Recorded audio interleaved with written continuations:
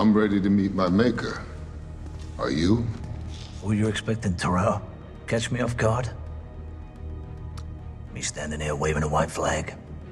You ever heard the saying, the enemy of my enemy is my friend? I don't have friends. I got family. I recently rewatched Furious 7, and suddenly it clicked why so many people call it the peak of the Fast and Furious franchise. I always assumed that opinion came mostly from nostalgia or from the emotional impact surrounding Paul Walker's death. And while that absolutely matters, there's more at play. Furious 7 feels like the exact moment the series perfected its own identity, fully embracing how absurd it had become, while still holding on to the emotional core that made people care. That balance is surprisingly hard to pull off. The film also expanded the cast in ways that strengthened the story, introducing characters who immediately felt like they belonged in this world. We're on the same team here. The hell are you? Me, I'm just a guy. I'm Mr. Nobody. I'm gonna have a beer. Welcome to join me. Belgian ale. Oh man, those monks got it right. I mean, I don't know about the whole celibacy thing, but when it comes to beer, would you like one? More of a Corona man myself. Kurt Russell's Mr. Nobody brings a fun, secret agent-style energy to the movie. His character is effortlessly cool. He understands how ridiculous everything is, but never feels like he's mocking it. Instead, he acts as a bridge between the street racing roots of the series and the globe-trotting spy adventure it had become. Toretto, I know you won't listen to me. You're not gonna want to hear what I have to say. But the truth is, you really ought to try that Belgian ale, man. It's something special. On the other side, Jason Statham's Deckard Shaw gives the franchise one of its best villains. Unlike many action movie bad guys, Shaw feels like a genuine threat from the moment he appears. The opening sequence, where he visits his injured brother in the hospital, instantly establishes him as someone dangerous enough to challenge Dom's crew. Statham's mix of intimidation, confidence, and dry humor makes Shaw memorable, and it's no surprise he eventually became one of the franchise's most popular characters. The Fast and Furious movies started as relatively grounded street racing crime films. The first movie is basically Point Break but with cars. Over time though, the franchise evolved into something completely different. By the time you get to Fast 5, the series begins transforming into a globe-trotting action saga. The characters stop feeling like regular people and start feeling like MCU superheroes. Especially Vin Diesel's Dom. Cars fly through the air, physics become optional, and every mission somehow escalates into a world-threatening operation. Normally, that kind of escalation destroys franchises. A lot of movie series lose themselves trying to go bigger and bigger. But Furious 7 somehow makes the escalation entertaining instead of exhausting. The movie understands exactly what audiences want from the Fast and Furious by that point. It doesn't pretend to be realistic. It doesn't apologize for being ridiculous. Instead it says, you know what? We're going to drive a car through multiple skyscrapers and you're going to have fun watching it. And somehow, you do. That skyscraper sequence in Abu Dhabi might honestly be one of the most perfect examples of blockbuster excess ever made. The scene is absurd from beginning to end. Dom and Brian literally crash a Lycan Hypersport through one skyscraper window, launch into another tower, and somehow make it into a third building before finally bailing out as the car crashes through yet another window and plummets to the ground. They blamed the brakes not working for the second jump, but you're seriously telling me they couldn't shift into neutral? If someone described that scene to me without context, I'd probably laugh and say it sounds crazy. But in the movie itself, it works because the franchise has fully committed to its own insanity. There's something refreshing about that level of confidence. Modern action movies sometimes feel embarrassed to be fun. They constantly undercut themselves with sarcasm or self-aware jokes to make it seem like the filmmakers are afraid of sincerity. Furious 7 definitely has humor, but it still commits completely to every action sequence. The street always wins. When Dom stops hard enough to crack a parking garage floor, the movie presents it like the coolest thing imaginable. It never pauses to explain itself. It just moves forward with total confidence. And honestly, that confidence becomes infectious as a viewer. At the same time though, Furious 7 would not work nearly as well if it were only ridiculous action sequences. What separates it from a lot of forgettable blockbusters is that the movie genuinely cares about its characters. The emotional sincerity underneath all the chaos is what gives the spectacle weight. They even give that sincerity time to breathe, with the occasional emotional character scene. The franchise has always leaned heavily on the idea of family. And yes, the memes about Dom saying family every 5 minutes are funny. But watching Furious 7, I realized the reason the memes exist is because the movies actually commit to that idea emotionally. The characters aren't just co-workers or teammates. The franchise treats them like a real family unit, and the audience has spent years watching those relationships develop. That emotional investment becomes especially important because of Paul Walker. It's impossible to watch Furious 7 without thinking about the real-world tragedy behind it. Paul Walker died before the movie was completed, and knowing that adds an emotional layer to almost every Brian O'Connor scene. What surprised me most, though, is how respectfully the movie handles it. The film could have easily become exploitative or emotionally manipulative, but instead, it feels sincere. You can tell the cast and filmmakers were genuinely grieving while finishing the movie. But I will say, that last scene on the beach is really well done, and a wonderful way to say goodbye to his character.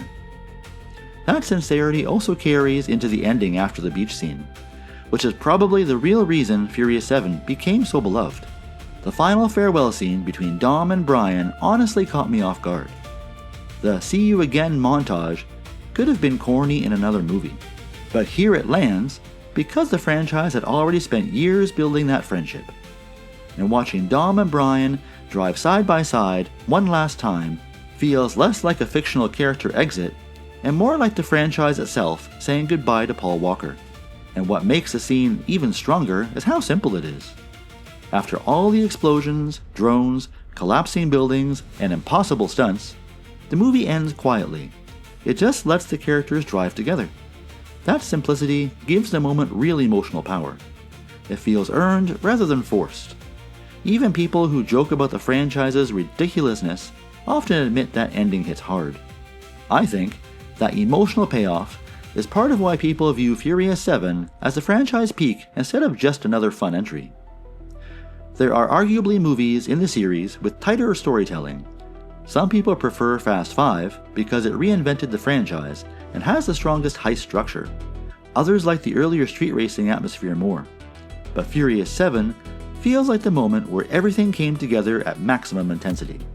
It has the ridiculous action, the huge ensemble cast, the emotional core, the self-awareness, and the heartfelt tribute all operating at once.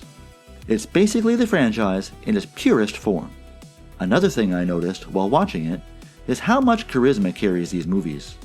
If you really break down the plot of Furious 7, it's nonsense. A lot of action movies have questionable plots, but Fast and Furious movies almost seem aware that the story mainly exists as a bridge between character moments and giant action sequences. What keeps everything entertaining is the chemistry between the cast. Vin Diesel's seriousness somehow becomes entertaining instead of awkward because the movie leans into it completely. Dwayne Johnson operates at maximum action hero energy the entire time. You just earned yourself a dance with the devil, boy. Jason Statham makes Deckard Shaw feel genuinely threatening while still fitting into the franchise's over-the-top tone. Even smaller characters get moments to shine because the cast's chemistry sells the idea that these people actually enjoy being around each other. That chemistry is something modern blockbuster franchises often struggle with. A lot of cinematic universes today feel manufactured. Characters meet because the script requires them to, not because they have believable relationships. In Furious 7, the group dynamic feels weirdly authentic despite the ridiculous situations. You believe these people would risk their lives for each other because the franchise has spent years reinforcing that loyalty. I also think timing played a huge role in the movie's legacy.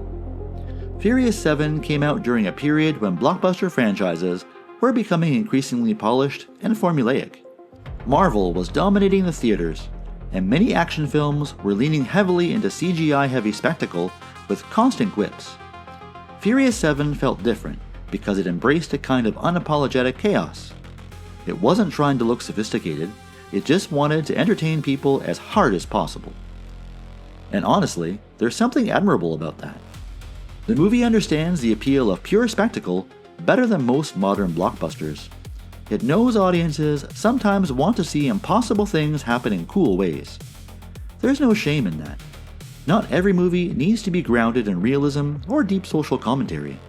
Sometimes a movie's job is simply to deliver excitement, charisma, emotion, and memorable moments. Fast 7 does all those things exceptionally well. What's interesting is that later entries in the franchise somehow made the action even more absurd, yet many fans still point back to Furious 7 as the high point. I think that's because the movie still feels emotionally connected to the earlier films. After this point, the franchise starts drifting further into cartoon territory. The emotional grounding becomes weaker as the spectacle gets bigger. Looking back, part of what makes Furious 7 feel special is that it works as a conclusion. If the franchise had ended there, it would have felt complete. Brian gets his happy ending, Dom says goodbye to his best friend, and the story closes on an emotional note. The movies that came afterward were entertaining, but they never quite captured that same sense of closure. In many ways, Furious 7 feels like the final chapter of the story that began back in 2001, even if the franchise itself continued. Furious 7 sits right on the edge between emotional sincerity and total insanity. That's probably why it works so well. It's ridiculous enough to be unforgettable, but still heartfelt enough to matter. The movie captures the exact moment before the franchise fully disappears into self-parody. It represents the peak vision of what Fast and Furious could be: absurd, emotional, loud, sentimental, dumb, sincere, and incredibly entertaining all at the same time. So after rewatching it again recently, I understand why people talk about it the way they do. Furious 7 is not great cinema in the traditional sense, and I don't think fans would even argue that it is. But it succeeds completely at being the best possible version of itself. It knows exactly what kind of movie it wants to be, and it commits to that identity without hesitation. Honestly, that confidence alone makes it memorable. And when the credits rolled, I realized something kind of funny. Despite all the impossible stunts and over-the-top action, the reason people remember Furious 7 so fondly probably comes down to something much simpler. Underneath all the explosions and chaos, it's a movie about friendship, loyalty, and saying goodbye. That emotional sincerity is what gives the movie its lasting impact. Without it, Furious 7 would just be another insane action movie. With it, the film becomes something people genuinely care about. Bulletproof, baby. Can't touch this. Boom, boom, boom, boom. I live my life a quarter mile at a time. You do too. That's why we're brothers. Just when you didn't think it could get any better, huh? No matter where you are, whether it's a quarter mile away or halfway across the world, you'll always be family. One last ride.